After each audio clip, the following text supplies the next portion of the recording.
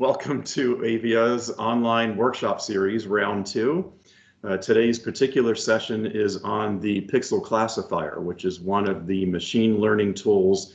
We have 2 of them. We have an object classifier and the pixel classifier within Aivia that has been around for quite some time. You can see that Aivia itself has been around for a little over 3 years now.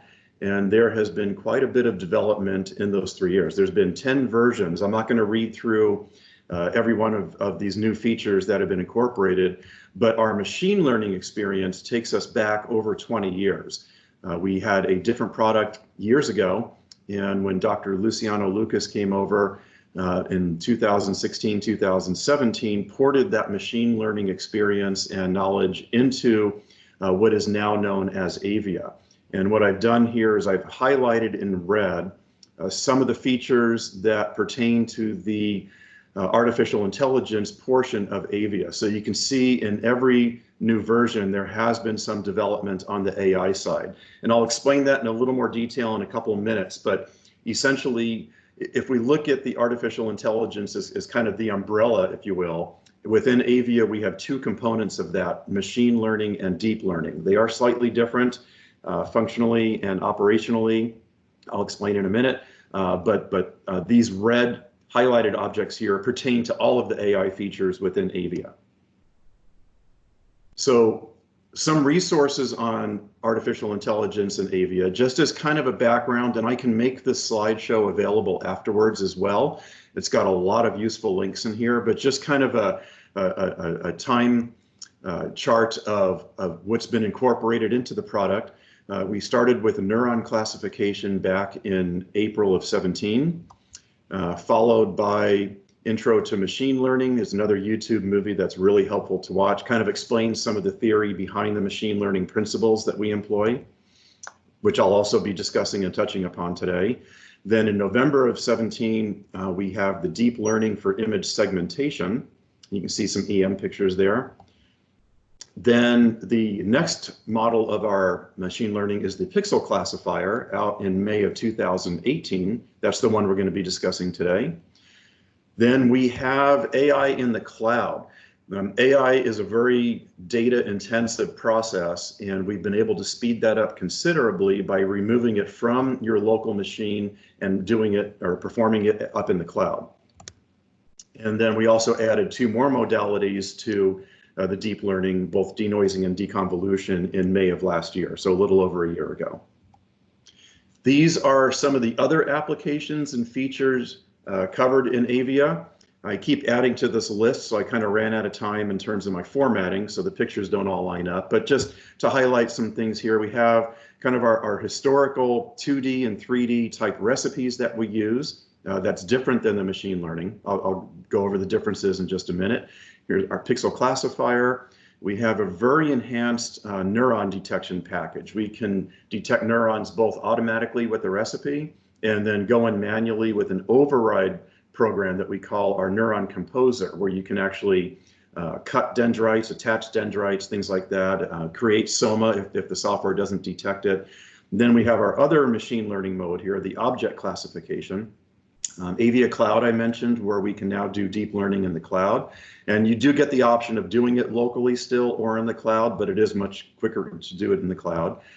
Aivia Community. So Alex was just mentioning Aivia Community earlier. This is our free product that we launched earlier this year. This is a version of Aivia that actually includes quite a bit of functionality. You can create movies, you can train a classifier.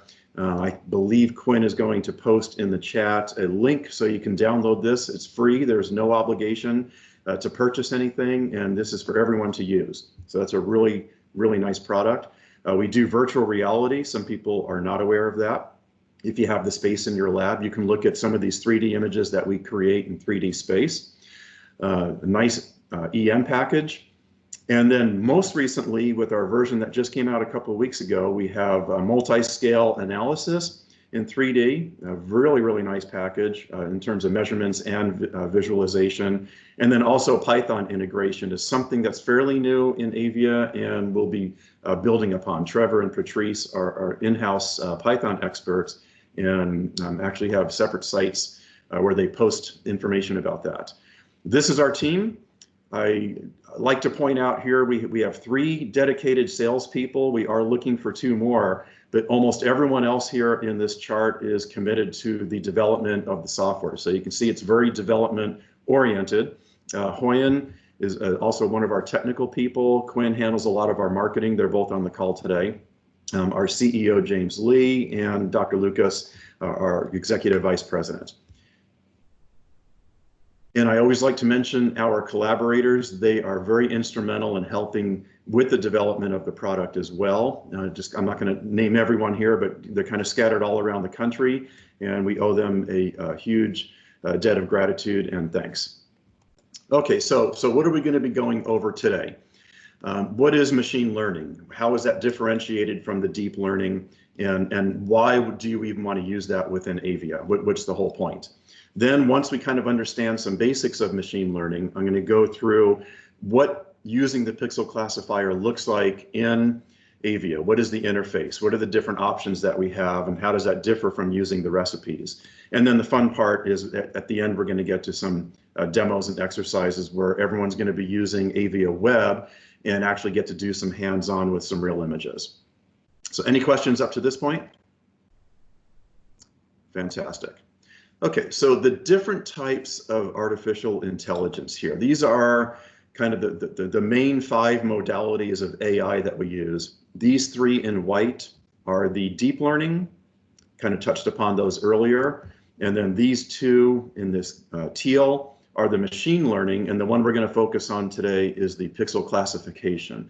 We actually have expanded our AI capabilities in the sense that while it's not native in Aivia, through Python, we can now have plugins for Stardist and CellPose. So those are now options to use within Aivia, although they're not part of Aivia itself. So again, I mentioned earlier that artificial intelligence is kind of the umbrella that encompasses all of this. And this could be anything. This could be chess playing. This could be the self-driven cars. Facebook ads popping up telling me that I need to go to Hawaii and book my vacation soon. So this is kind of all encompassing of all the AI that's out there, much more than what's just in our field. But we all hear the buzzwords and we know that it's a growing field. Machine learning as it applies to Aivia is a way of analyzing images that uses very little data and can be very quick. You'll see it's just a matter of brush strokes. You're just going to be painting on the image, whereas the deep learning is much more data intensive and takes large amounts of data and large amounts of time. This is only done locally, and as I mentioned, the deep learning could be done locally or in the cloud. So again, why would we want to use machine learning? And I was explaining to Alex earlier, not that any one of these is better than the other, and in some cases, either or can be used. In some cases, one might be superior to the other. But just to have these options, what we're looking at with our normal recipes, and I'm not going to go into this too much. We have several other workshops committed to going through the various recipes, but these are user-defined inputs. These are actual measurements. If you remember in the olden days, when I first started, the only way to segment an image was you put one side of the histogram at one level, you put the other side of the histogram at the other level, and you said everything below this is black, everything above this is white, and you colored in between. Well, that was very limiting, obviously, and you'll see the image I used for my example here, it would almost be impossible to segment the old way. So this now starts taking into account size and other measurements that we can actually dictate to the software. It's not learning anything. We're telling it what to threshold on, whether it's background removal, contrast, object size, things like that. The machine learning actually looks at the features of the image. So we're not saying pixel value between 250 and 10,000. We're actually going to paint a pixel or paint an object, and the software is going to extract that information after we create several brushstrokes, and we can create several classes. We can do, here it looks like we're looking at some kind of membrane, nuclei, intracellular space or components, things like that. So there's a very distinct difference in terms of what each modality is trying to accomplish. So what does this mean, the brush strokes and all this other stuff? And how is this class created, the classifications? So we use what's called the random forest for our machine learning. And it's almost exactly how it sounds. You start off with a tree, what we call a decision tree. And these are usually binary. And it's basically a yes or no. This would, for instance, if I was a bank and I used an algorithm to determine if I was going to make a bank loan, I might ask several data points, several questions. You know, the age of the person, are they employed? What's their income? What's their net worth? Are they a previous homeowner? Things like this. And each response is going to give me a yes or no. And I create several of these. And depending on which direction it goes, there's going to be more options. Well, everything keeps splitting up. And at some point, there's going to be a majority. Let's say, for instance, in my bank example, 100% of the people who are age 40 and over never default on their loan. And 80% of the people 40 and younger never default on their loan. So it doesn't mean you don't loan to people under 40. It just means there's a very, very strong likelihood that if they're 40 and over, they're not going to default on their loan. So that would be a yes. And then you start asking other questions and you start creating these what they call majority decisions. And over time, what ends up happening is several trees equal a forest, and that's how you develop your random forest. By asking all these questions, you can pretty much lock into a yes or no question ultimately. Software is kind of behaving the same way. So what is Aivia looking for? Obviously, we're not making bank loans, but we do look for things like object morphology. Every time you paint, it's looking at morphology, edges, curvature, intensity, the texture, all these things all answer a question that the algorithm is asking and takes you a different path. At some point, it's going to give you a yes or no. This is either something of interest or it's background or it's a different object. And what I've done is I've listed out here several links of tutorials that kind of explain this in a lot more detail. I don't want to go into more detail than this during this workshop, but I think this gives you kind of an overall idea of how this is different than using, say, normal intensity or size-based measurements to actually extract the features of the image. And at this point, again, are there any questions, or does that all pretty much make sense? Fantastic. So applications, what could we do with machine learning? Almost unlimited. I'm not going to play each one of these movies because they're a few minutes long. I'll play one of them just to give you an example, but just to kind of read through this, you can create multiple channels from a single channel. So I remember when I used to do imaging 20 years ago, if you used a color camera, sometimes you wouldn't create separate RGB channels like now. Sometimes you just create an 8-bit monochrome, or not monochrome, 8-bit color image, and you'd have one channel. Well, now we have a way of extracting and actually creating 3 channels out of that. We can enhance regions of interest. And this is just a quick little movie to show you what I've been talking about. So I'm going to paint on this object here.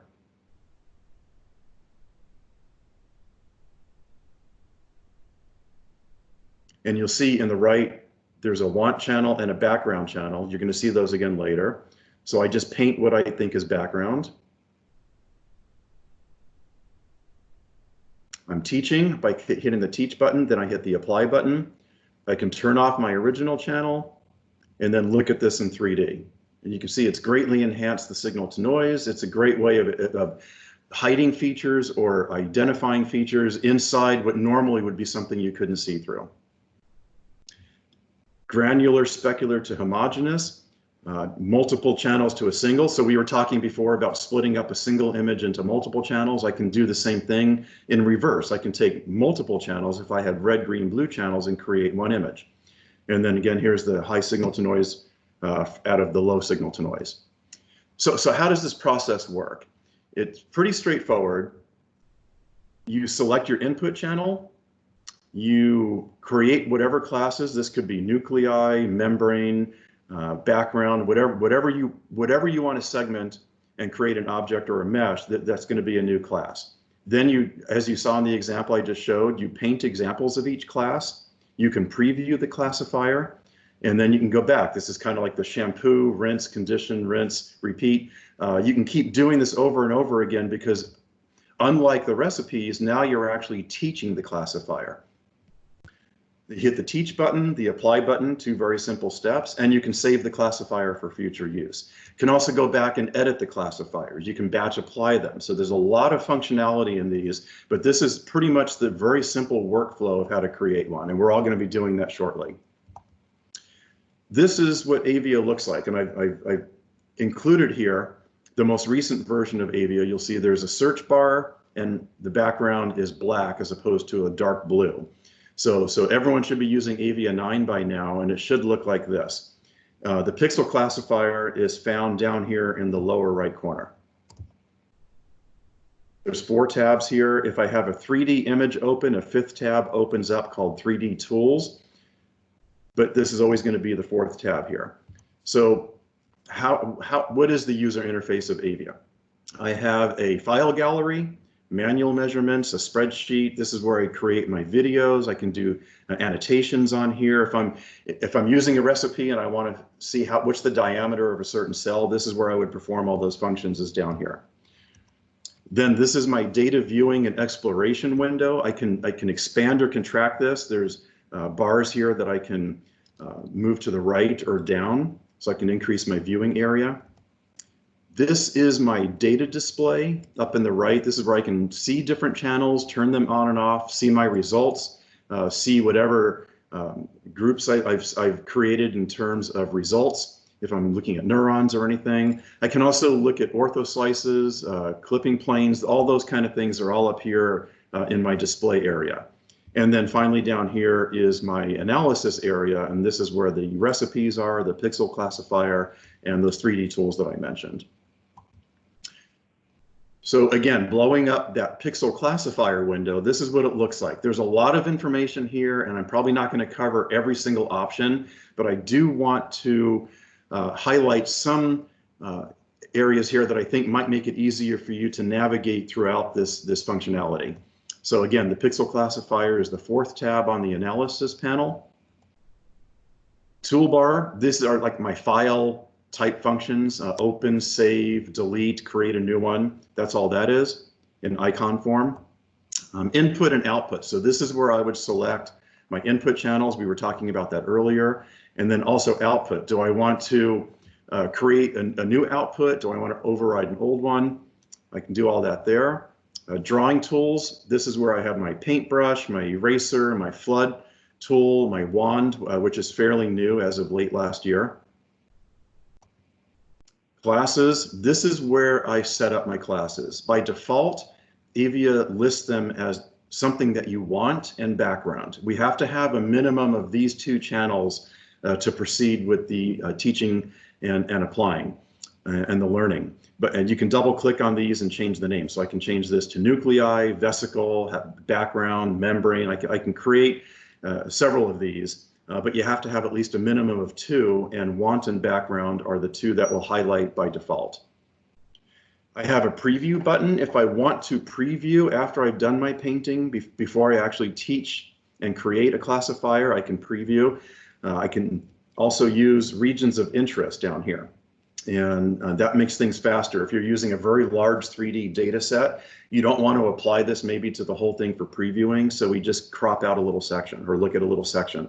And then my apply options, I don't have a button for this, but we can apply the classifier to just a single time point. We can apply it a batch. We can feed it several images, let it go overnight, so that we have a lot of different options. We can look at all time points at a single Z frame. So there's many different ways of using this. Okay, so output type. Can we output? What are we creating? So the confidence is the first option. That's like a confidence map. Think of it like almost like a binary mask. You're just going to create an actual new channel within your image. And this could be used then also for recipes. So I put in here, can be used as a new channel for recipes or also viewed in Aivia community. So this is a very common output channel here. Mask channel is basically thresholding the confidence image with the original image. Segmentation, so, and I'll show you this quickly when we get to it. This is what's actually creating objects that we're going to be measuring. So if you wanted to count the number of cells or the average intensity of each cell, whereas the confidence map won't do that, creating the segmentation output channel now will. And then the smart segmentation is just kind of taking this a step further and predetermining some practical values for size. It says right here, object detection, size, and partitioning. You know, you have cells close to each other. It's a very easy, quick way of creating a segment layer. This is probably a little more manual, but this one will already start you at a certain point. And then we also have within the pixel classifier advanced options. So like most software packages, you have the sprocket here, which usually opens up some kind of settings. In this case, it opens up advanced options. So when you click on this, this is what you'll see. You have some preset feature groups here. I just did this yesterday. I did some mitochondria for somebody, and I used the line feature. And when you click on one of these, it highlights the blue rectangle line designed to highlight fine like structures. I use this also if I'm doing dendrites oftentimes, but you can see here there are other options as well. So you have this set of options, and then the box below it has about 17 or so, maybe 15 different types of filters that it can use. And by default, 4 of them are turned on, I believe. And this is actually a new feature in Aivia 9, this little icon right here to the right of it. And this will enable you to do very fast previewing. So even if you come across one like this variance that doesn't have the GPU option here, if I am teaching or creating a classifier, I can very easily turn these on and off and immediately see the results and the effect it has on the image. I don't have to wait until I teach and apply to see it. So it's a very nice way of seeing what these different filters do. I don't have them all memorized. There's a whole scroll down list here, but I've included this list. Let's see if this will take me there. So the pixel classifier, it explains what some of these things are. I'm not going to go through all these.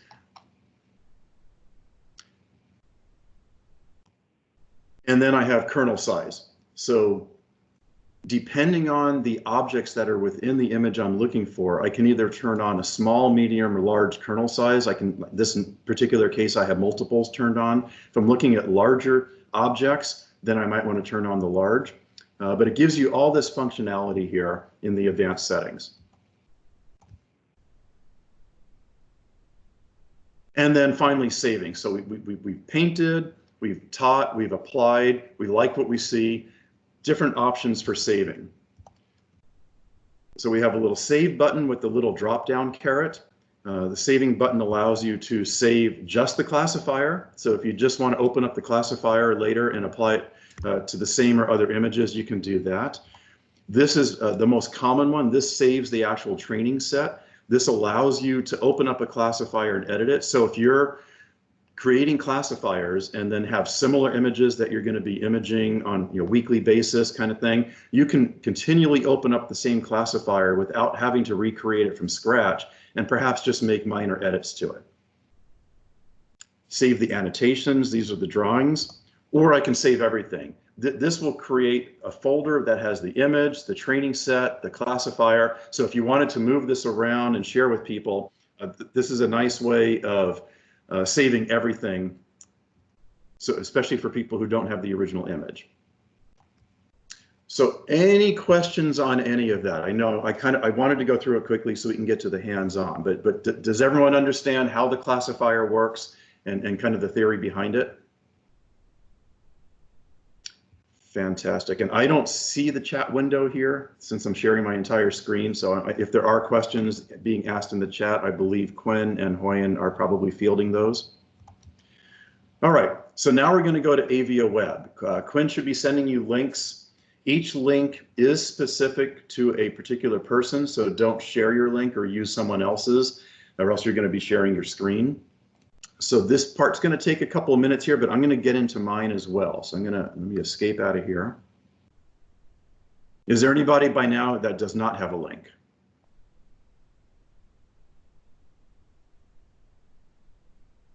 Fantastic. Let me go.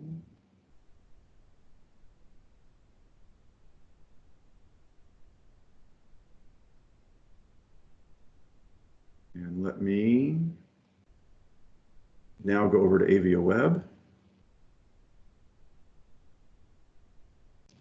Okay, so everyone should see my Aivia Web now. Is there anybody who doesn't? Great. You're going to see two options here. One is Aivia 9 and the other is CyberDuck. Don't worry about the CyberDuck for now. We're not going to be using that today. That is a way, a protocol for transferring your images off of your drive into Aivia Web when you actually use Aivia Web. Today we're going to be using some demo images, but just know that this option is here. So you can bring in your own images in Aivia Web. This takes about 2 minutes to load, so everyone should be loading if you clicked on the Aivia 9 icon.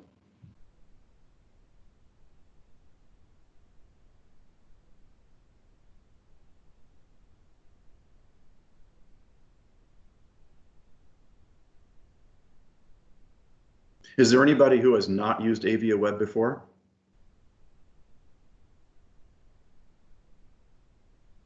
Great.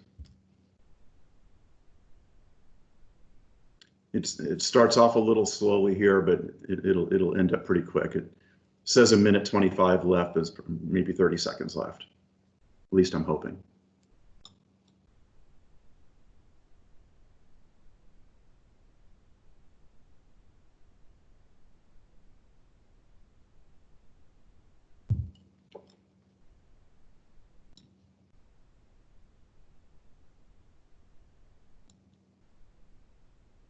Yeah.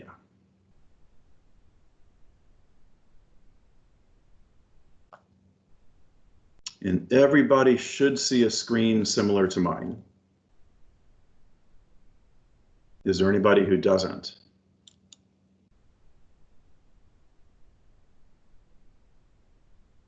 Still waiting. Okay, there we go. So does everyone see Aivia 9 on their computer now? This is actually the Aivia toolbar up here, and this white bar up here is actually the AppStream toolbar. And we have a couple different options in here. I'm just going to ask real quickly. We may not even need to look at this. Everyone should see this file menu option up here in the upper left. You should see where it says the number 1 and then uncalibrated per pixel in the lower left, and then should see this push pin in the upper right. If anybody doesn't see all those three things, let me know right now, because we can change the resolution of your monitor to match this of AppStream. But if everyone can see those three things, then we're good to go. So we're going to open up an image. We're going to go to File on the black toolbar for Aivia. Open. And you should see these options here. We're going to go into the demo data folder. And within demo data, we're going to go to this image right here called Cell Pro Demo.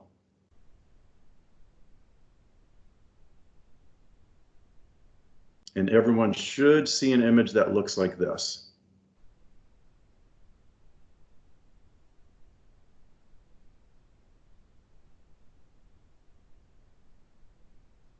Okay. So what I was mentioning before, if you wanted to segment each of these cells, using the old intensity method would almost be impossible, because there are shades of gray within my cells that are the same as what's outside the cell. And I can come up here just as a housekeeping item.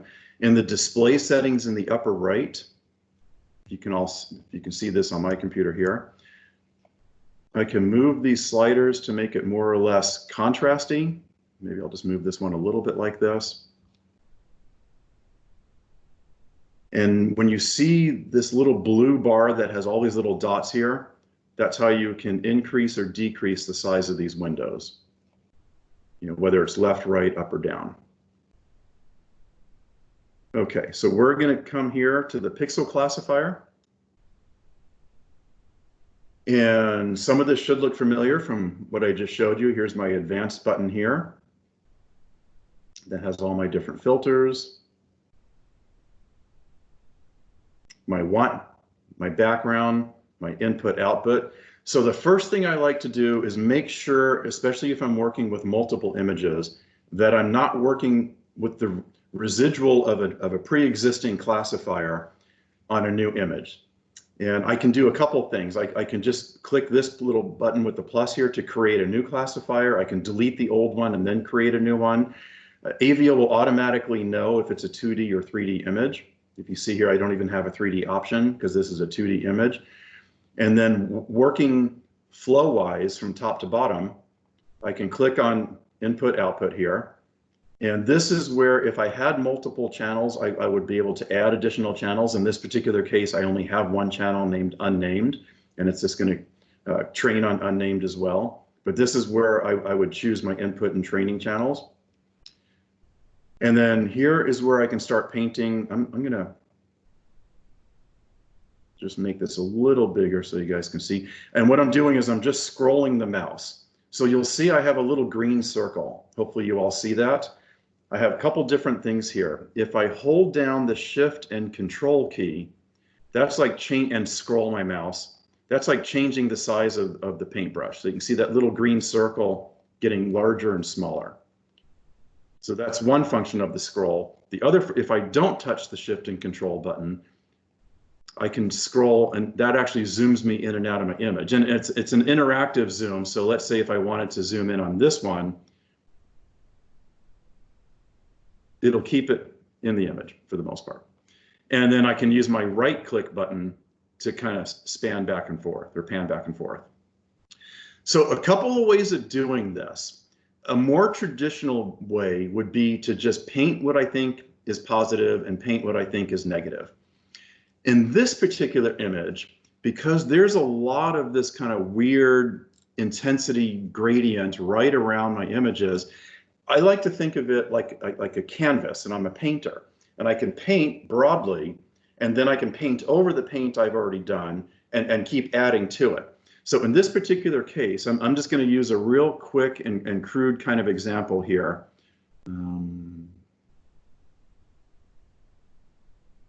Here, we'll just start with this one, just for fun, and we'll see what happens. So I'm going to use this kind of region drawing tool here, and I'm going to do background first. And I'm going to paint this entire area here. So now it's going to see all of this, what looks like this neutral gray is background, but I've also painted my cell background because I want to pick up this little background right around the edge. Now what I can do is I can go back to my want channel, click on the paintbrush, change the size of my paintbrush, and start painting in here.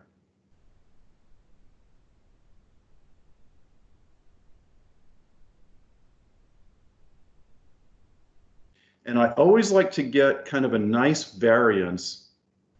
So I'm looking at just one cell here, but maybe I want to come, I notice this one looks a little darker perhaps. So maybe now, and I'm, oops, not the best steady mouse drawer in the world, but maybe now I'm going to paint this. And maybe I'll come down and paint this one. Maybe I'll do one more, like this one may be a little lighter, so maybe now I'll paint this one.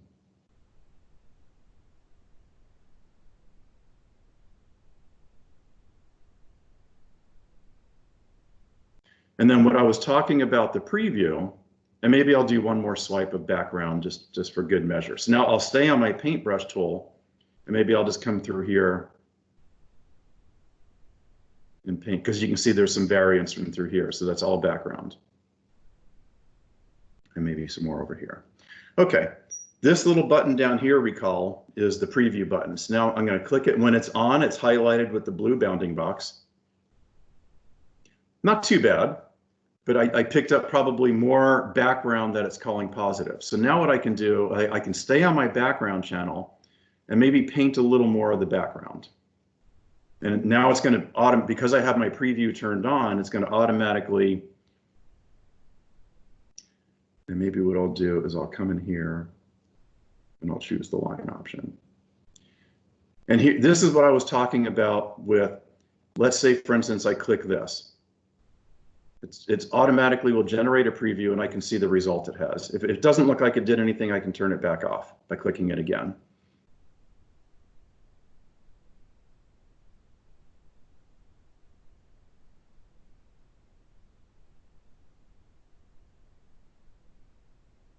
And maybe I'll come up here and paint some, try to really separate these guys.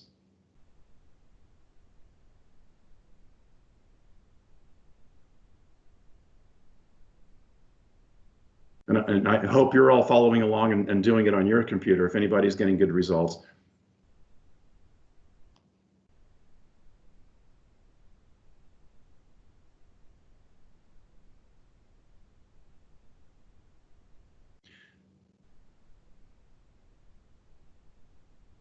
All right, we'll stop there for now.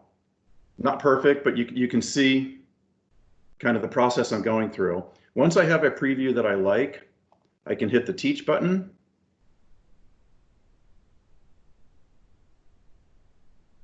And then Apply.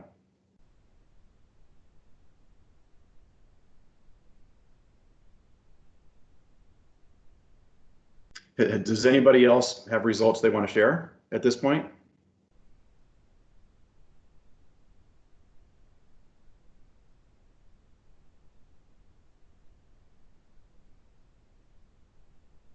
What I want to show you next is I'm going to go to segmentation just so you can see these broken up into separate cells that you can measure.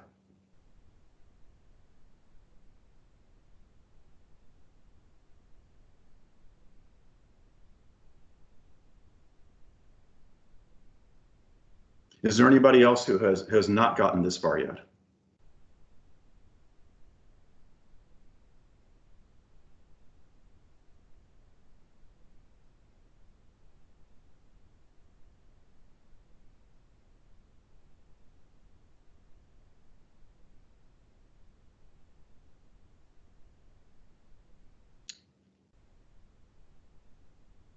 Taking a little longer than I was hoping.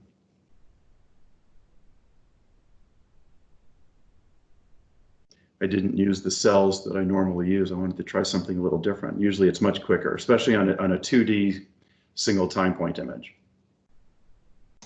It might have applied on the whole series though. Oh, this is a whole series. Correct. Thank you. This is one I probably would have wanted. Thank you. I forgot this is a time series, and that's what I did last time. So I can. Okay, well, it's gotten this far. You can see there is a lot of overlap because I can still separate these more, but just this is the binary mask I was telling you about. So now this is a new channel that was created here that I can do further analysis on if I wanted to now run a recipe on it or do any measurements. But something else I can do is I can bring this right into measurement mode. So if I go to my spreadsheet here, you'll see there's nothing here because I haven't measured anything yet. And the analysis is done automatically in Aivia, which is nice.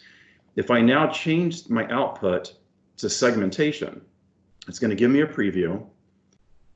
There's probably going to be a lot that merged into one, yes. But you can see it starts breaking everything up into separate objects. And I can click on it, and now I'm just going to apply to this one time point this time. So apply it to current time frame. Yeah, you can see it's much faster now. And now you can see my results down here have been populated. And this is interactive. I can click on one up here.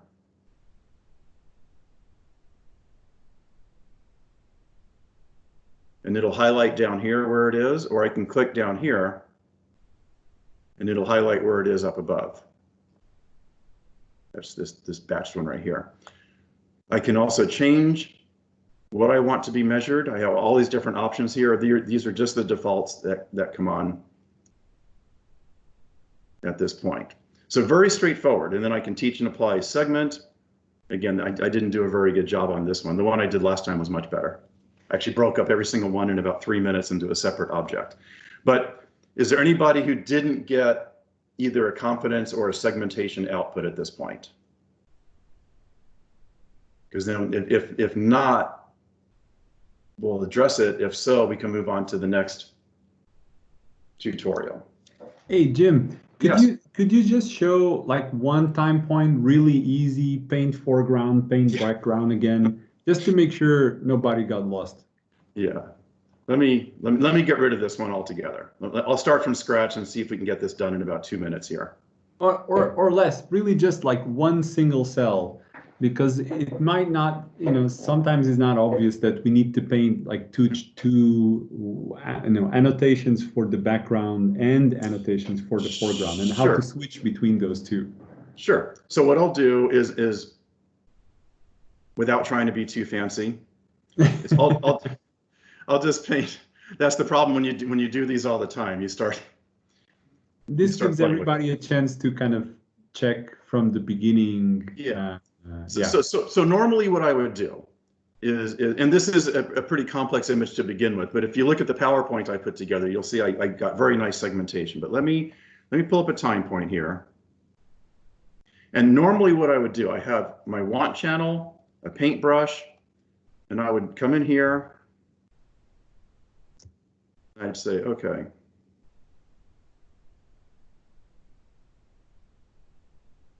Just paint a few cells.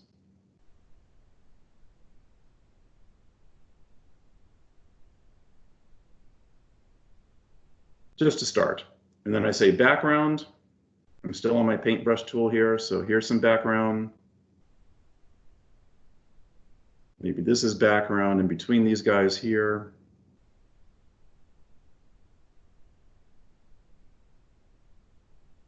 Very simple.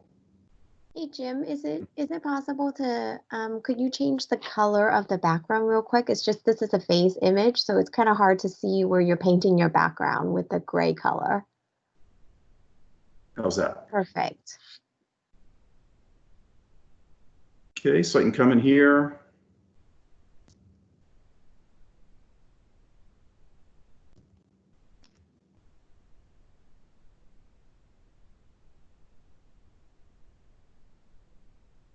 Paint some more background. You can see very quickly how it starts separating the objects. And I think that's what Luciano wanted to demonstrate. What I was trying to do, I was probably making it more complicated than it needed to be.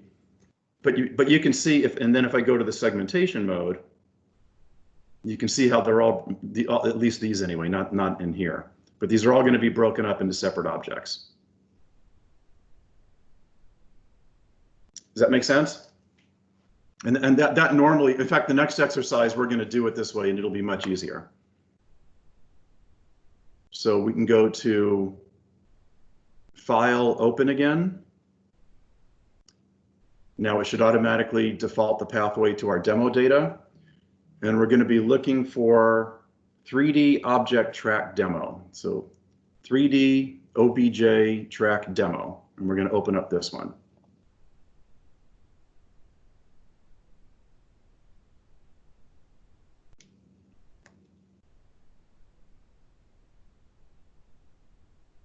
Now this image, just to show you, I'm gonna be working, if I don't do anything, see by default, this is what I was talking about, the residual classifier. So I can either create a new one, but I just like to delete the old one altogether or save it if it's something I want to save, and just create a new one. Now here, it knows it's a 3D image, so it automatically popped up in 3D.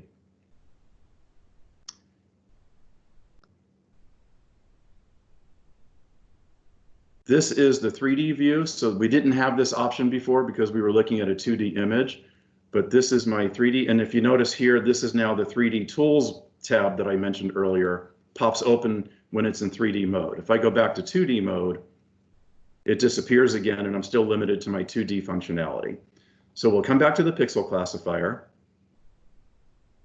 And now this is a 3D object in time. So this one should be easier. We have different options. We have a 3D wand, we have a paintbrush, which I can also use in 2D. But I'm going to just work with the paintbrush because this one's a very easy one. I'm on my want channel. I'm going to paint a few of these.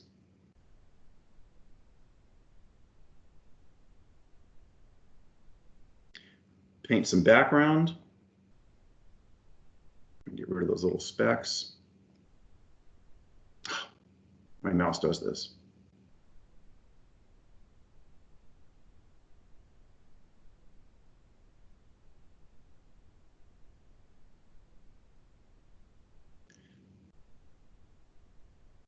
And then if I have my preview turned on, if I automatically go to, like, say, a different Z-plane, it's going to automatically preview. And I can, here, let me change this segmentation layer, because now the want channel is similar. So maybe I'll make this one red. So now you can see the red.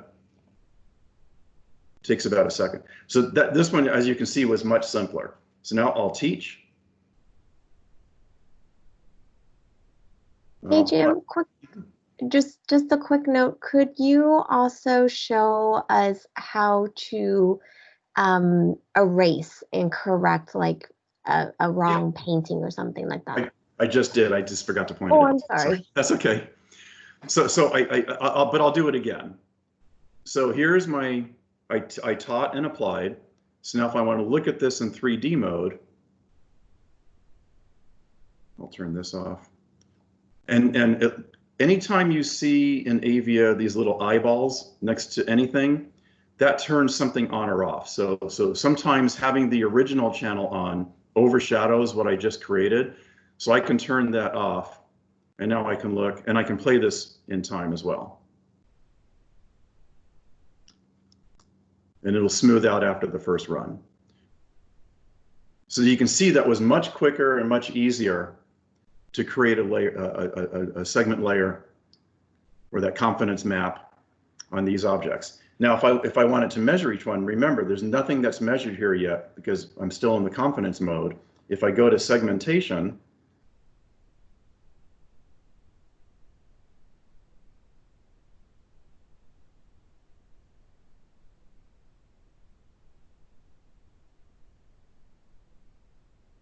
I did the whole volume again, but that's okay because I want to show you that this can also be used in conjunction with the recipe for tracking.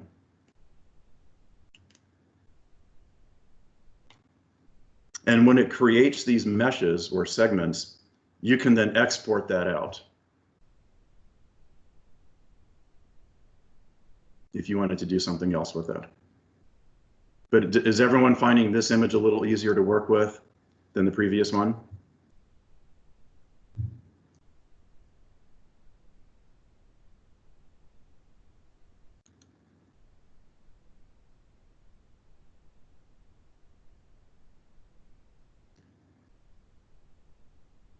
Or is anybody running into any issues that's preventing them from getting this far?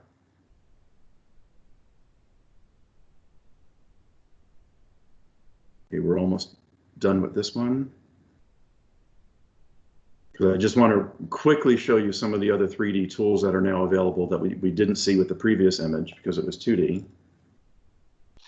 Sorry, Jim, I just wanted to interject to let everybody know that if they're having issues, Microsoft Teams does allow them to also, like, everybody to share their screen. So Matthias or Maria can basically just give us access, like show their screen, and we can walk them through anything that they're having trouble with. You can show us what you're doing and we can. Okay, so now I've created these segments. And now it also created what's called an object set. So I'm going to turn off the original binary mask. Now you can see all these things as objects, probably a little more easily to visualize. And again, now that I'm in my segments, you can see my results down here, and this is all interactive. So I want to before we move on to the last image, I also want to show you just a couple of other neat things in Aivia. So this is kind of like a random coloring. I can also color by label, by measurement. So in this particular case, it's separating them up by volume. I can move these around. Real nice way of identifying objects in here. Again, I don't want to spend too much time. I also have these neat little ortho slices. Oh, this is kind of cool. This is a new feature in Aivia 9. Let me blow this up a little bit. I was playing with this the other day with some neurons. So we can now make this object set transparent. This is really cool if you have objects within objects.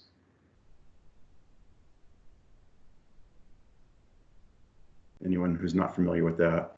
And then also our ortho and clipping planes. So if I have my original volume turned on here, I can look at my meshes with that. Here's an ortho plane. This is, I could have multiple planes. This isn't the point of this workshop. I just point these out as tools in case you're unaware that they're in Aivia. So like Quinn said, is anybody having any issues that would like to share their screen? Or if they're not having issues, does anybody want to show off their segmentation and what they got? And then I have one more image. We can move on to the last one. So we're going to go File, Open again. And we're going to go to this cell count demo right here. And open that.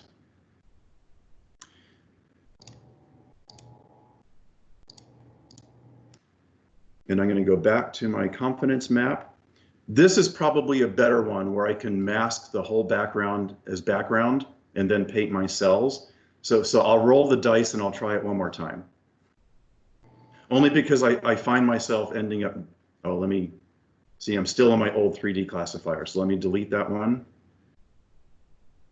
Start a new one. I only have one channel for input, so I don't have to worry about input or training channels. So I'll start off with background. I'll grab this little tool again.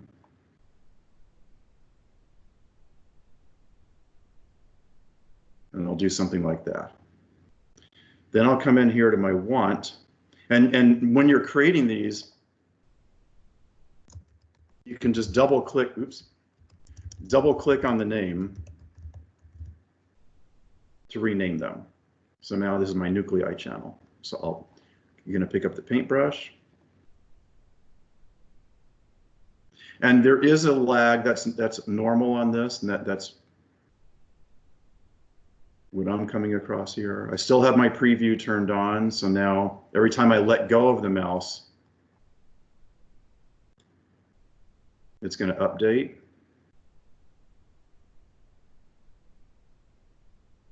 It's looking better. I'm going to paint all of these down here, and then I'm going to go to that upper cluster to the right, and anything it didn't pick up, I'll try to touch that up a little bit. But this is behaving much more like I was hoping in terms of the separation and the partitioning. So you can see now, maybe I can separate some of this. I can tell already it's going to create this as one segment. So maybe I'll make this really narrow and just kind of divide these two. There we go. That looks much better. Okay, now I'm going, instead of immediately going to teach and apply, first I'll go straight to segmentation, and you can see all the different cells. And then we can also look at the smart segmentation that I had mentioned earlier.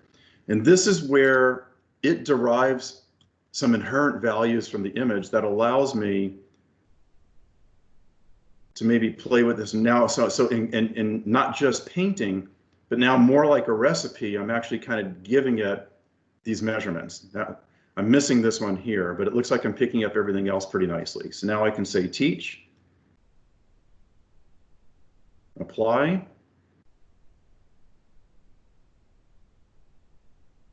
and I can turn off my painting. And again, I can go to spreadsheet.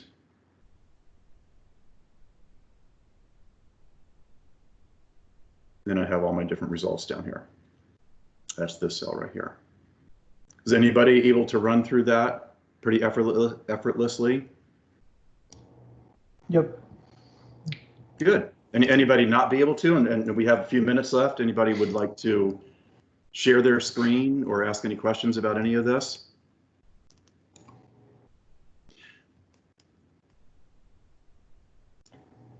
If you're, Alex, I know you're going to be using the pixel classifier. Yes. If you go to the wiki page, there is some really helpful tips and shortcuts, but real quickly, if you're scrolling through, you can use the S and the D keys, and it'll move, like if you're in a, this isn't a 3D, but you can move in a 3D image and it'll take you through stepping through Z's by using S and D. If you use the wand, you can use the W, E, and R. And here, maybe, let's see if I can do this here. If I have my, so this is my wand tool. Maybe I'll take this off and get my original image back on. And maybe I'll go back to this image here. So again, my shift and control, I'm basically changing the search range of this wand. And let's say I want to click in this one. Well, of course. But if I click the W and R keys, that increases or decreases my sensitivity. So when I get it to where that looks pretty good, I just click E right in the middle. And again, I'm going to change the color because it's almost the same color. Oops. Do that again. So now, or The eye for that channel is closed, Jim. That's why you're not seeing it. Thank you. So it should be showing up as red. Okay. So maybe I'll see if I can reproduce that offline. Let's go to this one here. If I click here, again, You're clicking E? Yep, so I'm clicking R, now I'm going to click my E. Okay, I'm going to write that down. So that when I click the E in between the W and the R, that's basically like saying enter, and it'll apply that mask to that object.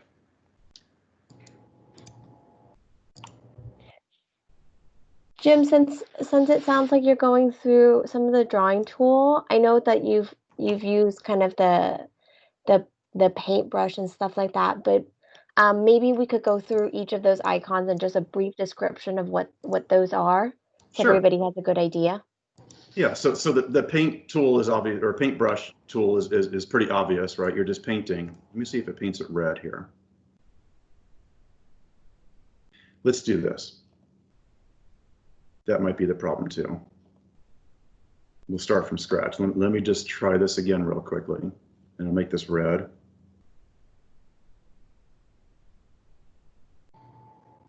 And I can, yeah, so W-R-E. Okay, now I see it highlighted in red. If I turn off my original channel. So I think the problem was I was working off of the old classifier. So it looks like it is working fine. Okay. And again, you'll see if I go to any other position. So this is the paintbrush. You know, you've seen me painting, and shift control changes, and scrolling the mouse changes the diameter. I can also come over here and change the radius of the brush. This is an eraser tool. Let me delete this one, and I'll start from scratch with the next tool. Nope, that deleted the whole class. Okay.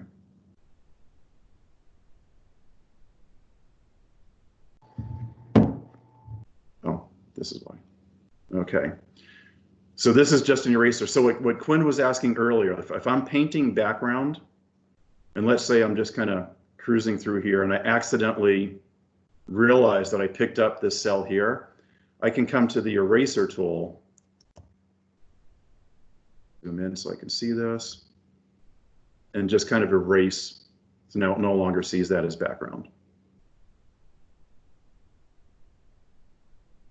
This is the flood tool.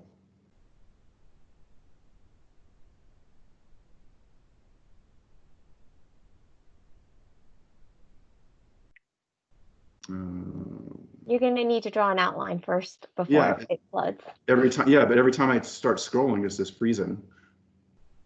Oh no, I mean you have to draw kind of the edges of whatever you want to flood first and then click it to flood. Oh, okay. Thank you. I've actually never used that one. Yeah, I think internally we all tend to kind of use the free Yes. drawing tool, the lasso tool, a Thank little you. bit more than the flood filling. Yeah, I actually never used the flood tool. So, all right, let me erase that one. Let me go here. So, and you saw me use the lasso tool before. I use it mostly on background. I can just kind of, anywhere I'm painting. It's a nice way to cover large regions, but you can also, if I wanted to paint around this cell.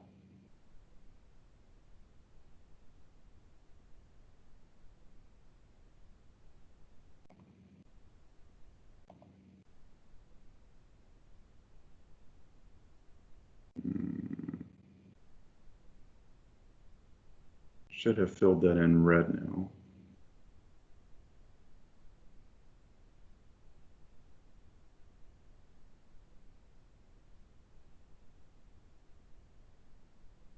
Oh, I'm on background, see?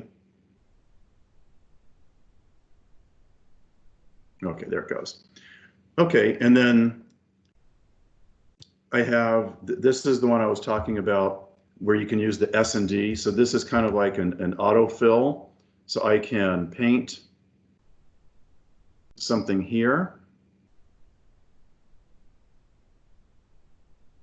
I'll outline it. And then if I hit the D, it moves it one direction, and it will recreate the outline where it thinks the cell is, kind of follows it through the stack. Or I can click Finish Drawing. And then the wand tool, which I just showed you earlier. And I can use the wand tool in 3D as well. That's the only tool, the only pixel classifier tool that we can use in 3D.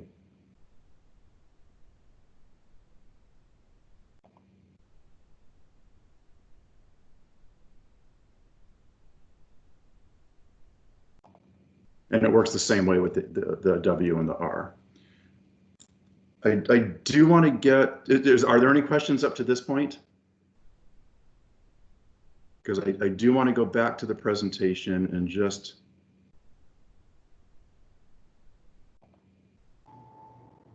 let me reshare my presentation. I want to make sure we covered everything because I see we're running on time. We did this one, so you can see the results I got last time by doing it the right way. In this image here. Just a quick summary again of the non-machine learning versus the machine learning.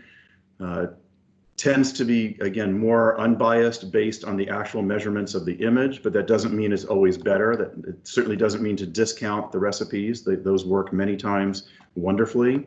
They're limited by that particular application. So Aivia comes with anywhere between, say, 10 and 20 different recipes, depending on the package that you get, but there are a couple dozen recipes available that work in both 2D and 3D. But they're specific, the questions that they prompt you are specific for that particular application. So let's say you're doing 2D tracking. It may look for how many time frames to look, and what's the object size, and how far is it going to travel between time slices, things like that. So they are more or less application specific. And then I also just did want to mention that we have other workshops coming up. There's 4 more in this series. Next week is going to be 2D and 3D object tracking. And then after that, we're going to have one on Python. And then we're going to have the one on AI microscopy again, which is always great.